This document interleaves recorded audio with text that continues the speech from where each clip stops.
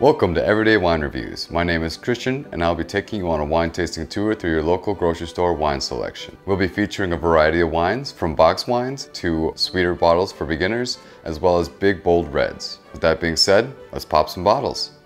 Today we'll be reviewing the 2015 Kris Pinot Grigio from Italy. This here is a fantastic looking bottle. I like the handprint, pretty old school looking, and it has the grapes on it too, with a little kiss. There's a little bit of love on that too for you guys. Let's try her out. Got a nice light yellow golden color.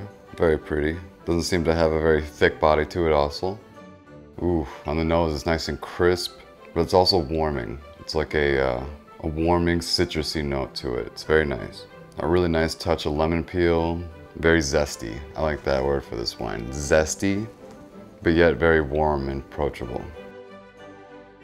Wow, for a Pinot Grigio, this is a nice soft Pinot Grigio. It's not too citrusy, doesn't have a huge bite to it. I would say it's a nice open finish where it doesn't get really tight and stringent in the back of your mouth, like there's a lot of acidity to it. It seems like the fruits are pretty present, but they're not overbearing. It's kind of like a soft fruit juice. It's got a nice little kick to it, but no real prominent bite. It's like a zesty lemon wine, but without all the bite and acidity that you would normally find in a Pinot Grigio, especially from Italy.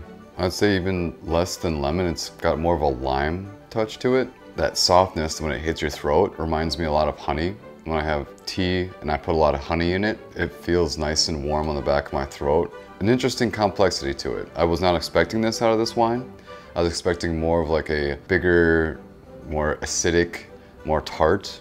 But this is actually a lot smoother, really drinkable. It's also a great buy at $9.99 a bottle, so you're gonna be able to get this pretty easily without breaking the bank.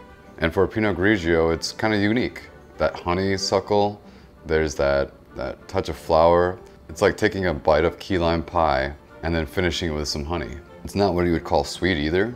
Maybe more of like a dry but touch of semi-sweetness to it. For people who are just getting into this kind of style of wine where it's tartar or it's got more acidity to it, this is a great one to jump into.